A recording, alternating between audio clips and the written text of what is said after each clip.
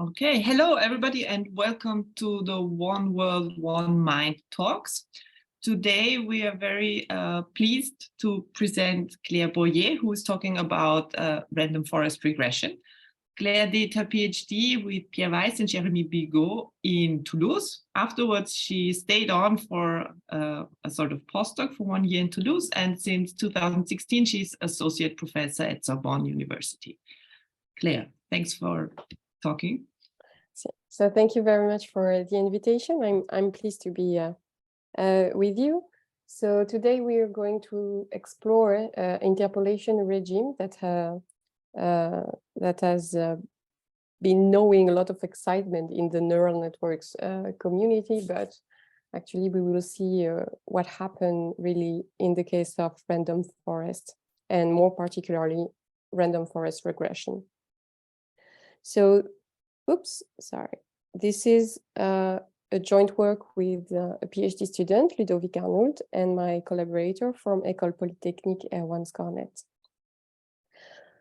So interpolation regimes in machine learning has known a regain of interest, and so I just need to put some context, but of course you all know what supervised learning is, but we are given a training sample, xi, yi, the input xi, the output yi, and the goal is to learn a predictor on this training sample, such that, of course, you are good at predicting on your training data, but you are also good, and above all, at predicting on new test data.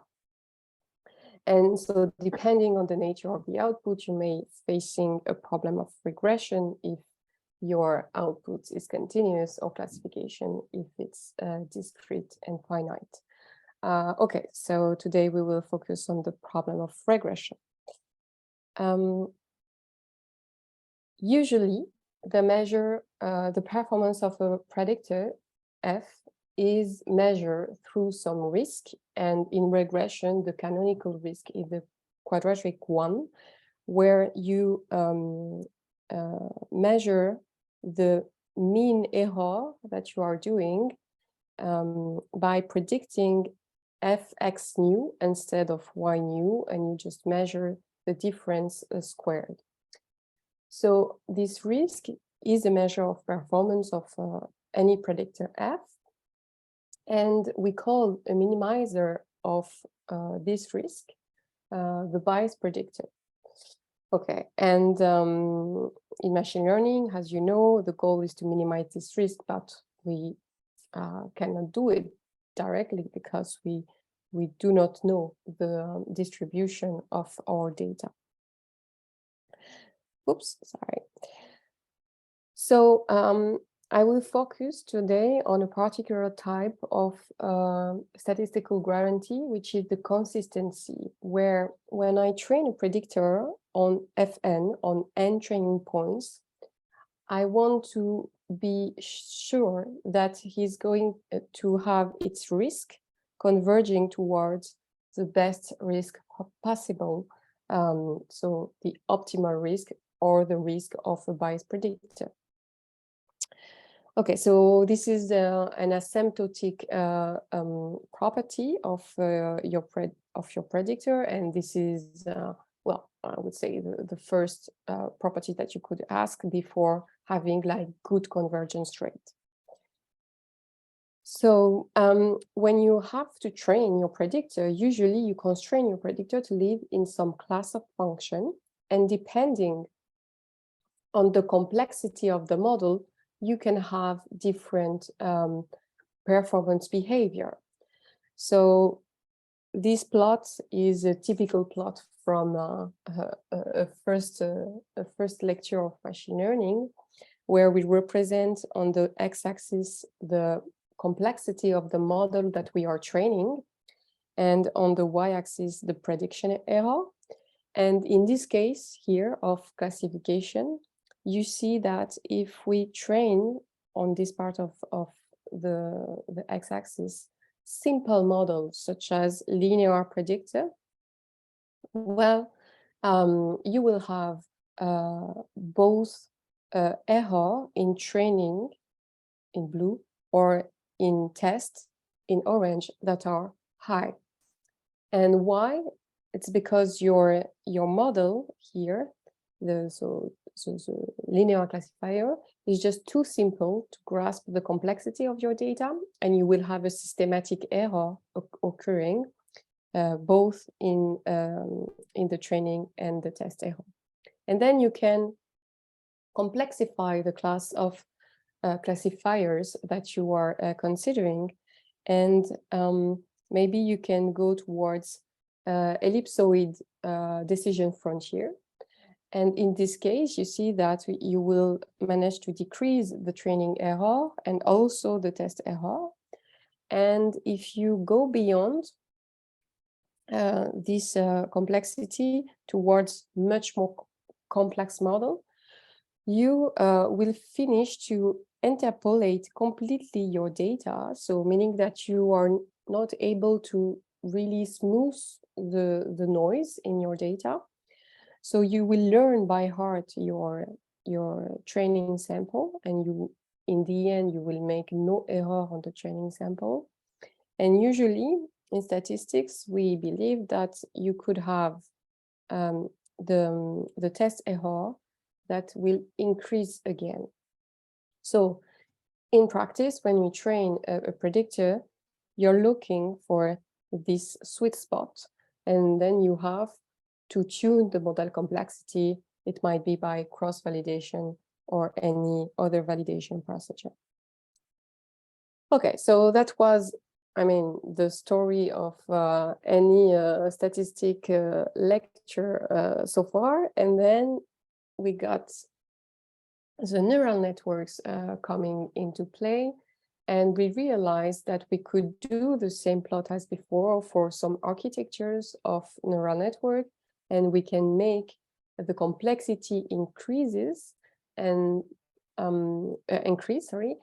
what do we mean by the complexity of the neural network is increasing? Well, we can just say that we make the number of parameters of my neural network grow.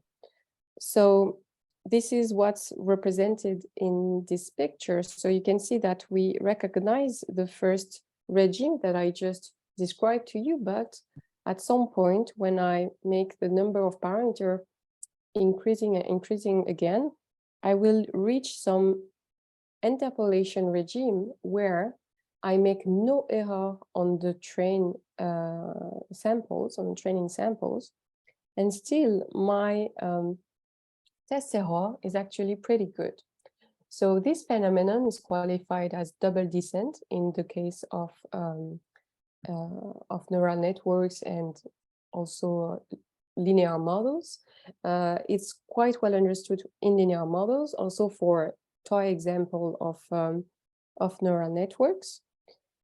And how can we explain this? Well, usually you can break the risk of a predictor between three types of error. So the approximation error, the estimation error, and the optimization error. So just to be sure that we are all on the same level. So let's say that your bias predictor is right here, F star. This is really your goal. You want to estimate this guy, but to estimate it, you just consider a class of classifier, and in this class there is a local champion that is the best to approximate F star. And when we talk about approximation error, actually we can symbolize it with this distance on this picture, right? Okay, but since you do not have an infinite amount of data to estimate your predictor, what you're going to do is to yeah, so I should take like a nice color. Yeah, so you have only n training samples to estimate your predictor, and by doing so you're going to find maybe right here the one that minimizes the empirical risk, right? And we can say that the distance between the orange point and the yellow point is actually an estimation error, right? It's the fact that I'm constrained to perform my estimation with a finite number of measurements. And of course, it may be the case that you do not have access to the predictor that minimize the empirical risk, and you can sometimes have access only to an approximate solution here. And well, now the distance in blue is really the optimization error. So one can wonder why these three errors could have a nice behavior when I make the class of classifier or predictors grow. So it's quite natural that the approximation error will shrink when you increase the class of predictor. And then there have been some nice works about studying the optimization landscape of neural network with an asymptotic number of parameter. And we can, well, people have shown that it helps to have a nice landscape in the sense that you have an infinity of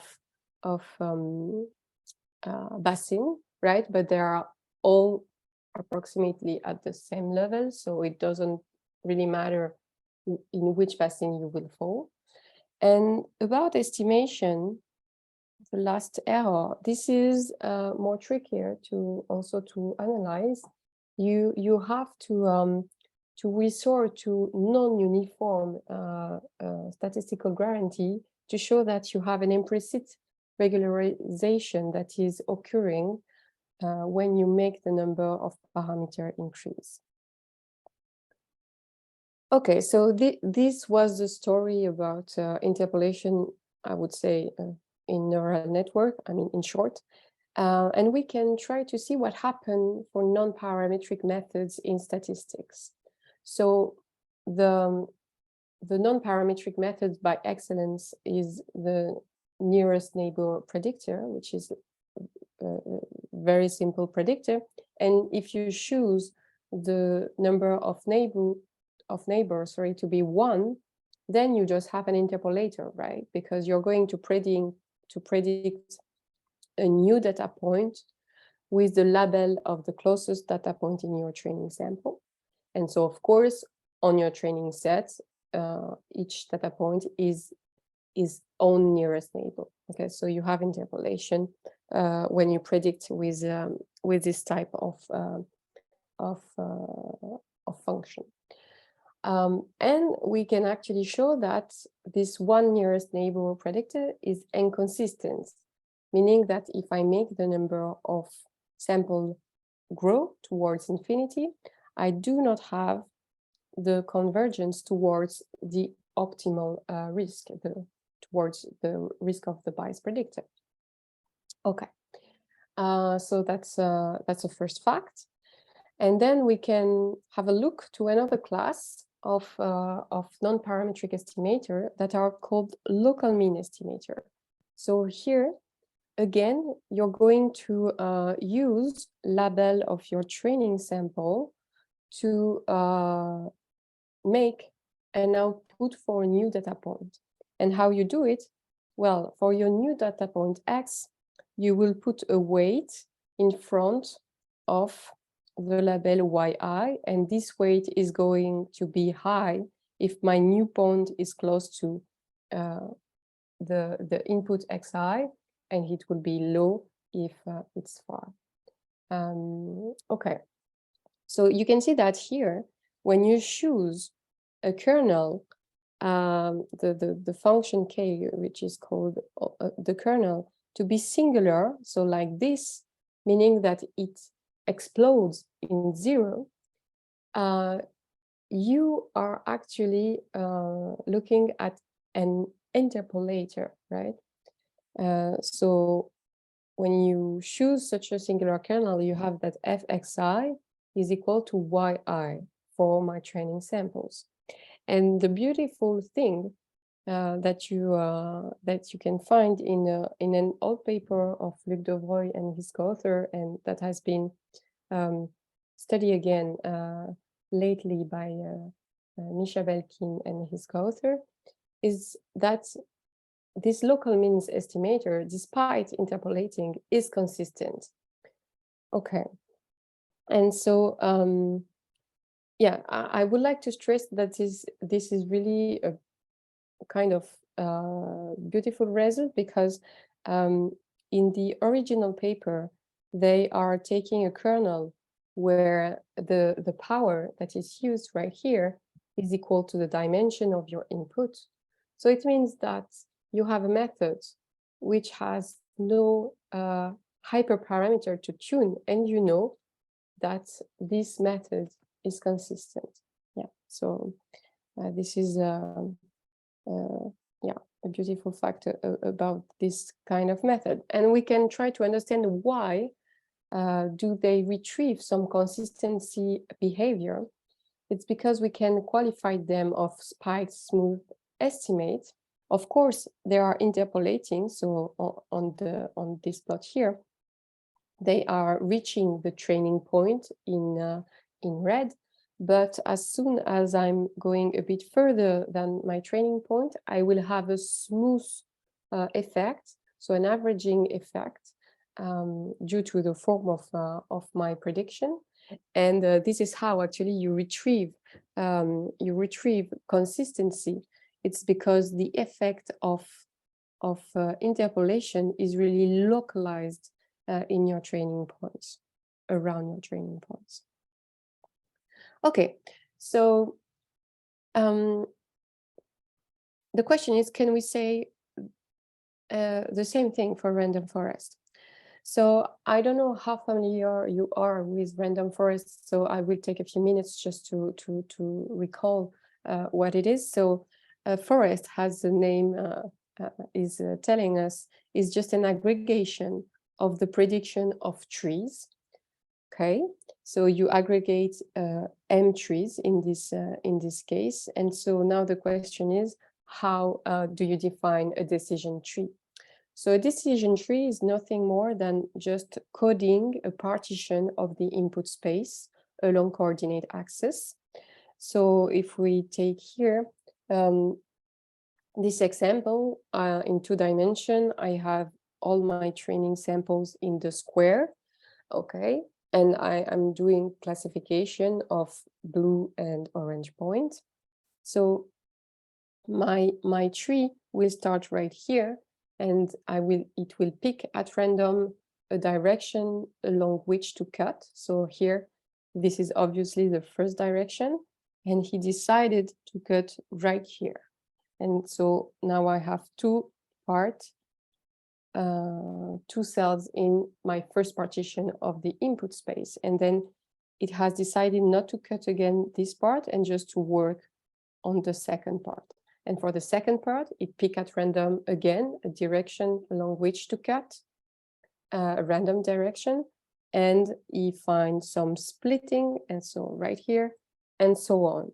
And at some point, it will just stop cutting, and we have this final partition. And if I give you a new data point, for instance, falling right here, well, you will just predict that this data point is orange because the majority of training points in the falling in the same cell that this new point are all labeled orange. Okay, so you see that a decision tree again is just a way to partition the input space, and we have a randomized construction of the decision tree that is really important in the construction of trees and forests.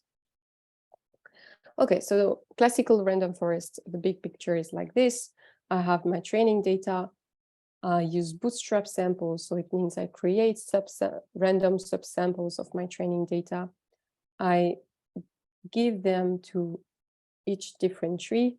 I train my trees, and then I just aggregate the prediction of my tree by average in regression or majority voting classification. Okay, so this is just an example of random forest partitions, but I will skip this. So random forests are actually very powerful predictors for learning when you have tabular data. So I mean, no image, no sound, no very structured data.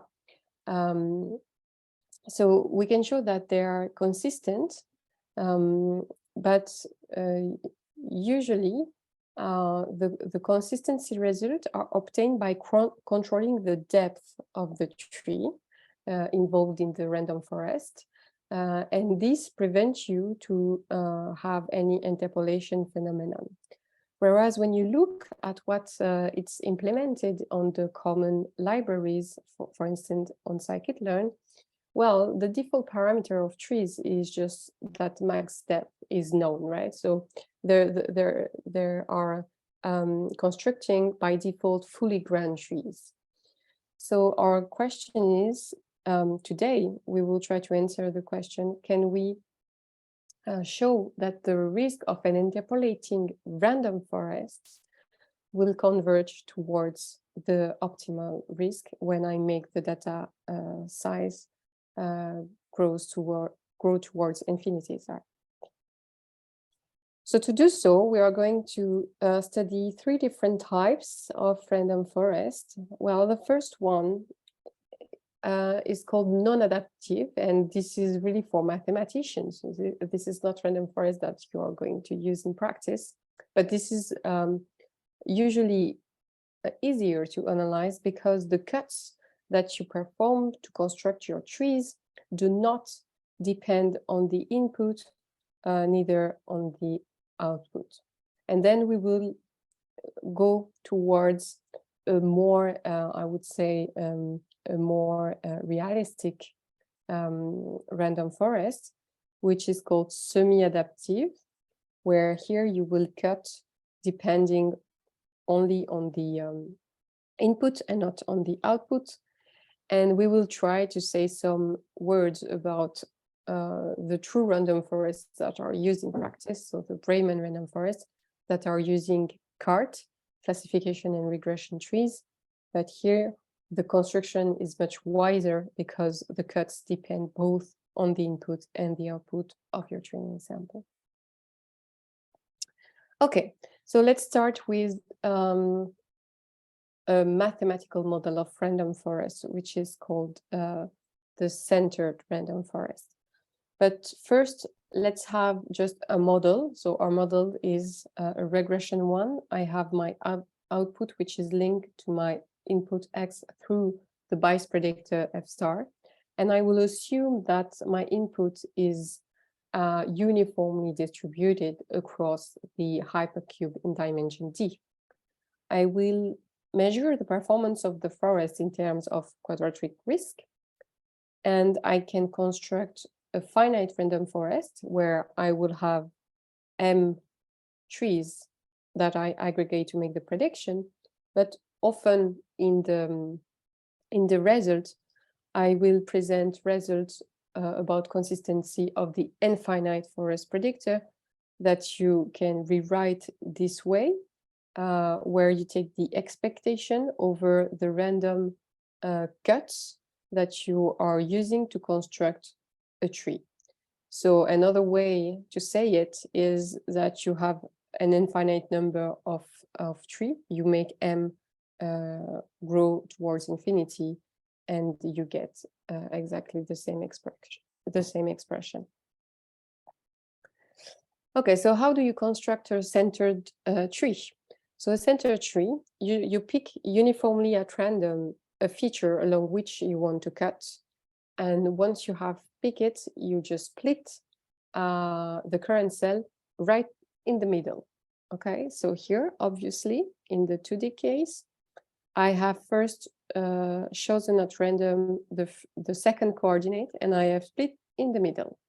Okay, and then for this part, I have chosen on the second iteration the first coordinate, and I will split right here. And on this part, I have chosen the other axis. Okay, so you can make your center tree grow like this, okay? And we know how to analyze the generalization error of such random forest, so centered random forest with an infinite number of tree. And you can decompose their generalization error into 3 parts. So you have an approximation error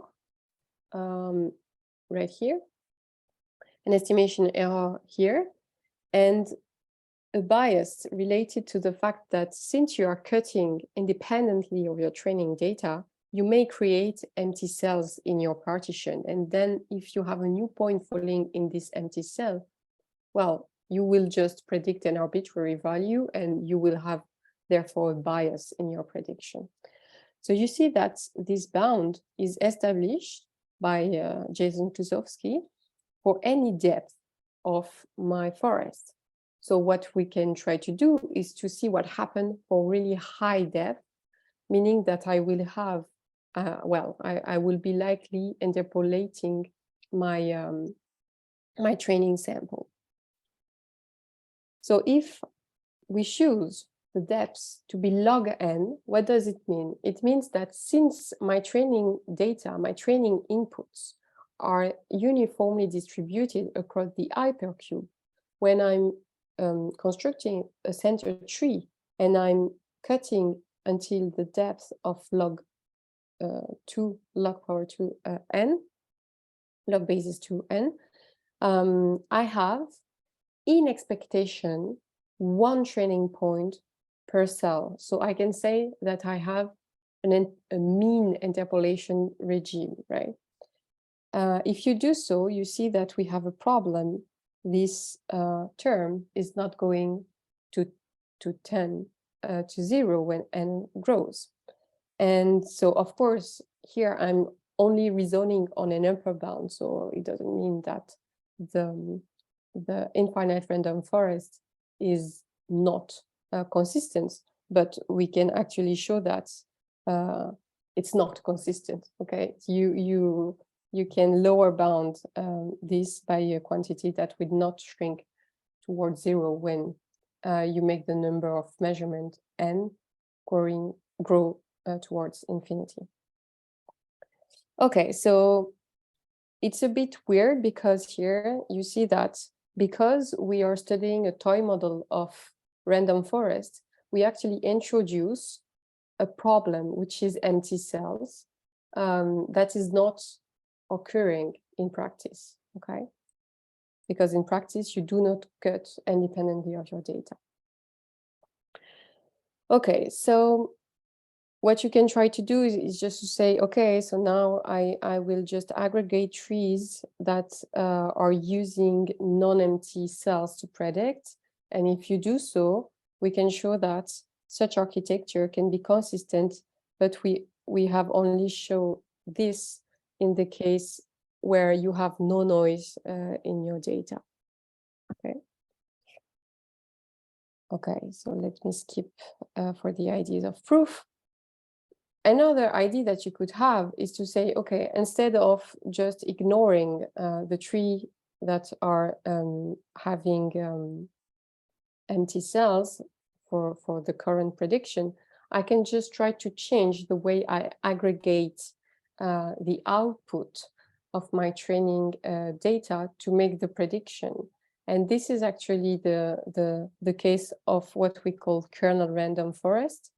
Kernel random forests are actually random forests using centered trees, but you just change the way you aggregate the prediction. So here you can see that you will weight the output of your training sample by a number. So the number of times that X, your new point, is falling into the same partition cell that your Xi. So this actually prevents you to have the empty cell issue.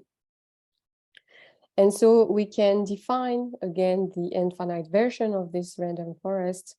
And Well, we can show that in the mean interpolation regime, so again, when I have centered tree, I choose a depth of log to n. It means that in expectation, I have one training point per cell in each tree. I have a control of the excess risk of such a random forest. And well, this quantity is converging towards 0 when n is going towards infinity. That is good news, and that shows that infinite kernel random forest is consistent. Well, you could remark that we, of course, obtain like a slow convergence rate. And this is true, but this is because you are using really deep trees in your prediction. And we can show that this upper bound actually match a lower bound that has been established by Lin and Gion. Okay, so you see, so far I was only looking at centered random forests that are really mathematical model, and I could not have like exact interpolation occurring because I'm just cutting independently of my data. So to have a better understanding of if the interpolation can be harmful for the consistency, we need to design random forests that are able to strictly interpolate the data. And we have decided to do it through median random forest. So how do you construct a median random forest? Well, by aggregating median trees. And how do you construct a median tree? Well, let's say you have a current partition of your input space. For each cell of your current partition, if you have a number of points, of training points that is bigger than 1, then you will pick at random a direction along which to cut, and you will cut in the middle of 2 order statistics of the points that are falling in the cell. So, well, we are just careful here, depending on the parity of the number of points that you have in the current cell. But the idea is really that if you start from a training sample with a size of a power of 2, each time that you will cut in your tree, you will divide into cells and you will divide by 2 your training sample. Okay, so you can run this algorithm until you have fully grand tree and you reach cells in the partition where you have only 1 training point per cell, and you can aggregate all these median trees into your random forest. What do we know about this type of random forest?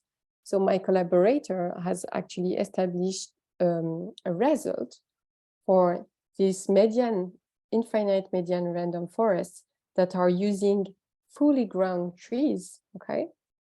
But he used the fact that each median tree was really trained with only a portion of the original sample. So there is a random subsampling strategy here, where you see that the number of observations that is used to train each tree should, of course, converge towards infinity when the number of training samples tends towards infinity, but not too much.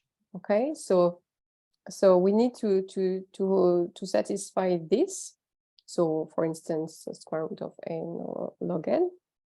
Okay, and if you have this condition on the size of the subsample that you are using to feed each tree, then you can show that your infinite median random forest is consistent.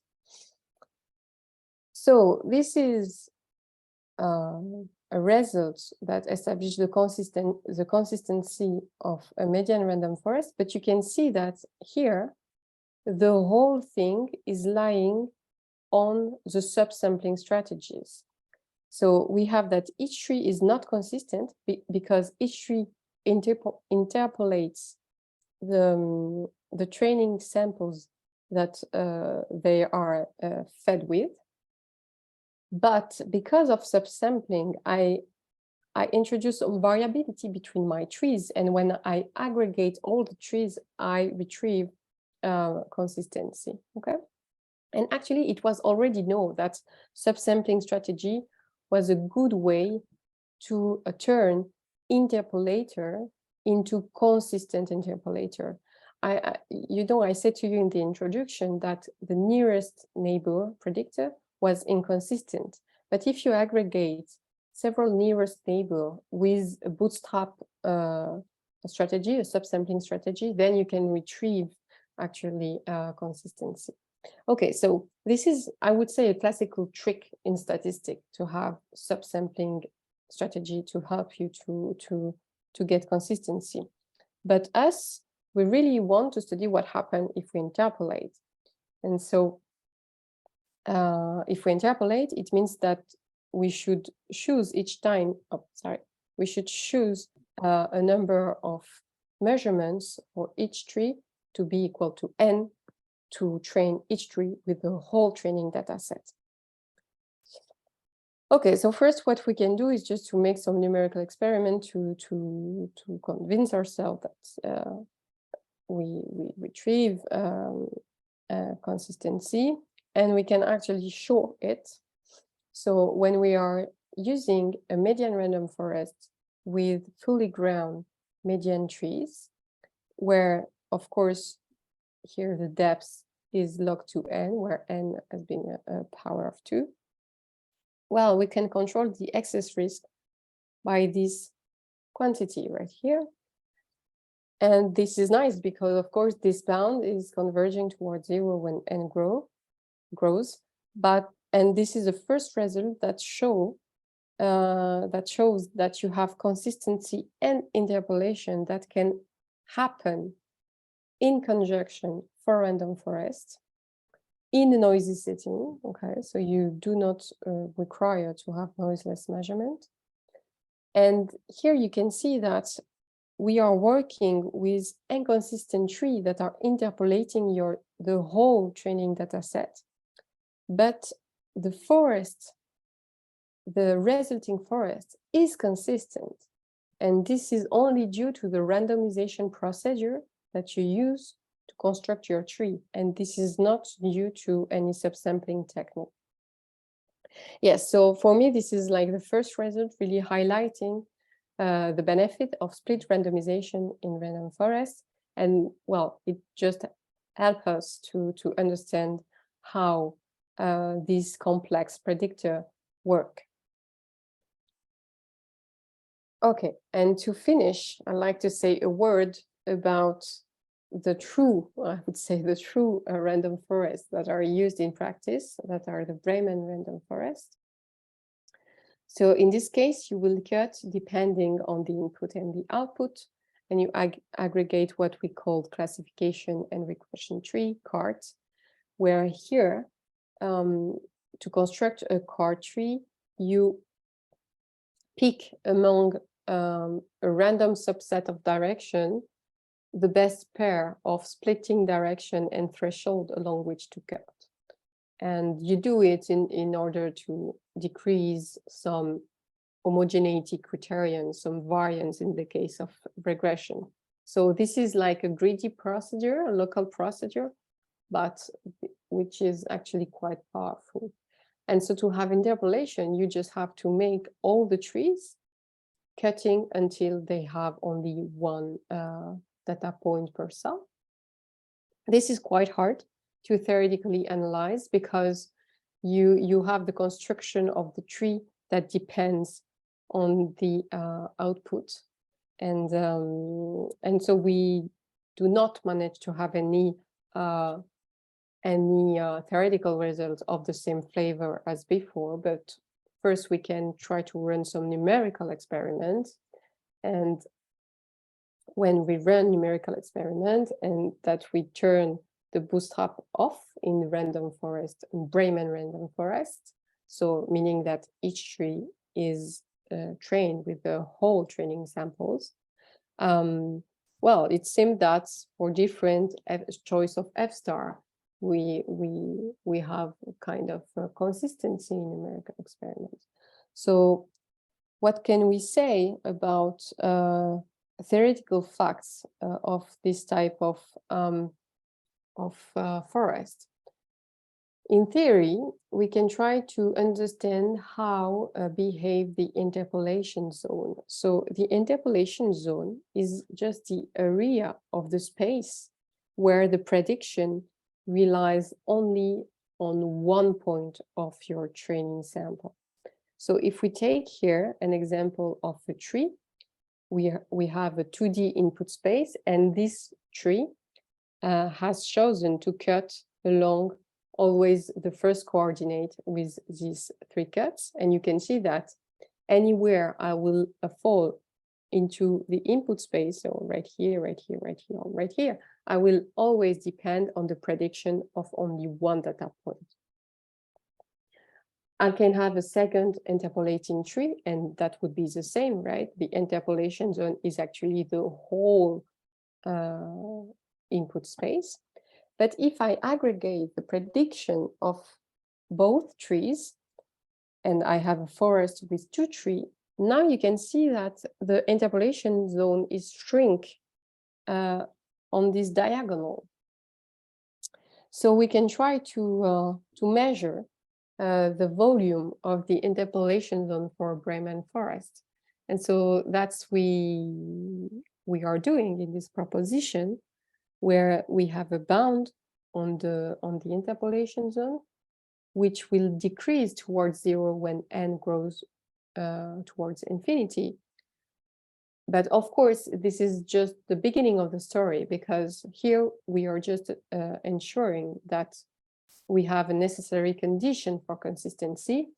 Why? Because I can actually bound the risk of my Breiman random forest from below by the volume of the interpolation zone. And so if this volume is converging towards 0, well, this is just a necessary condition to retrieve a consistency of the whole forest.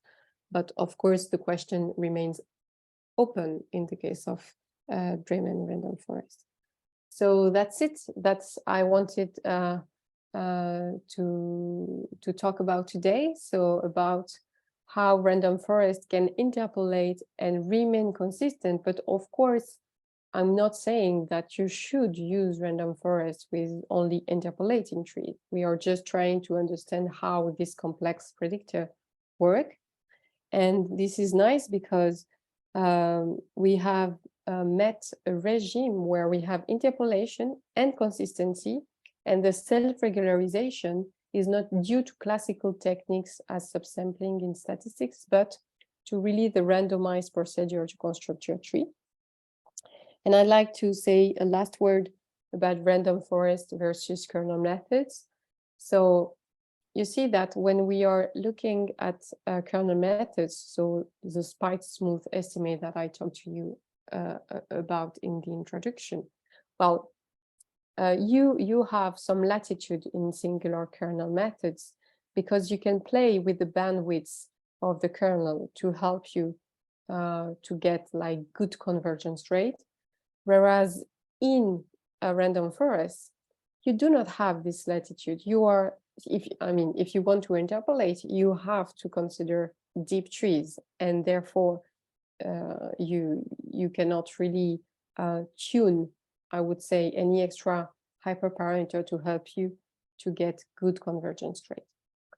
Yes, so that's it. I really thank you for your attention, and I'd be pleased to answer to your questions.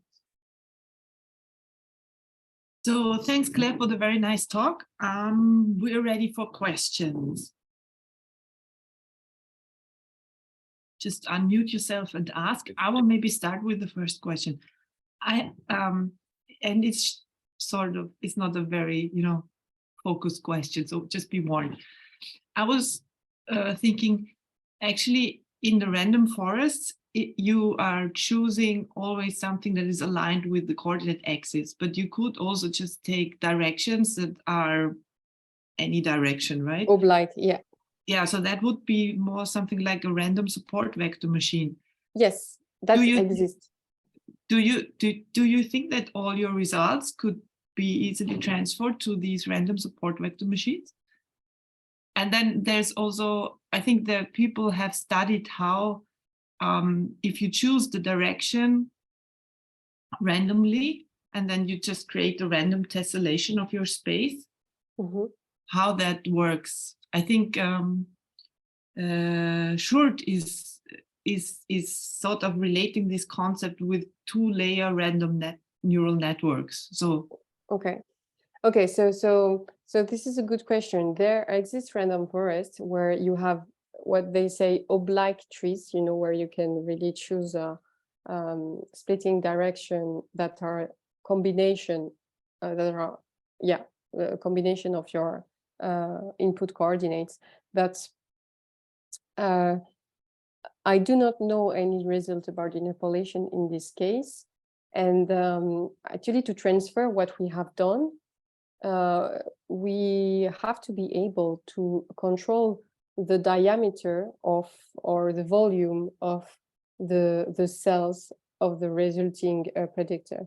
So in the case of the median random forest, it was okay because I started with a uniform sample, input samples, you know, and therefore I can characterize the law of the order statistics of my sample. So I know where I will cut, and I can control the size of the cell that I'm constructing just by exploiting the probabilistic law of the order statistics of my sample. So in the case where you have oblique trees, I'm maybe we can say something, but it will be just in the case where you know how you will construct your oblique tree. So I have trouble to imagine something easy. I mean, easy in the sense that I will be able in the end to control the size of the cell that I'm constructing. Because if you just search for the best SVM, let's say, to cut your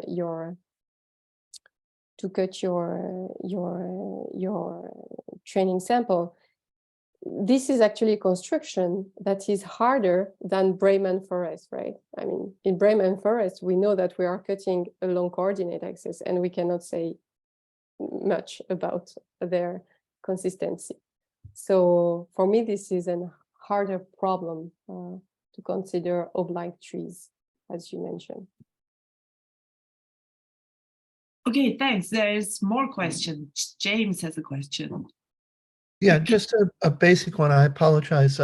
When you were describing median random forests, yes, what happens to ties around the median? What happens? Sorry, what happens around the median? Could you choose your threshold to be a feature value of your data set? So if the two values there are the same value for that feature.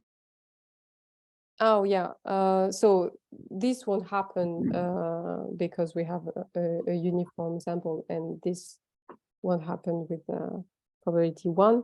But there are some version of the median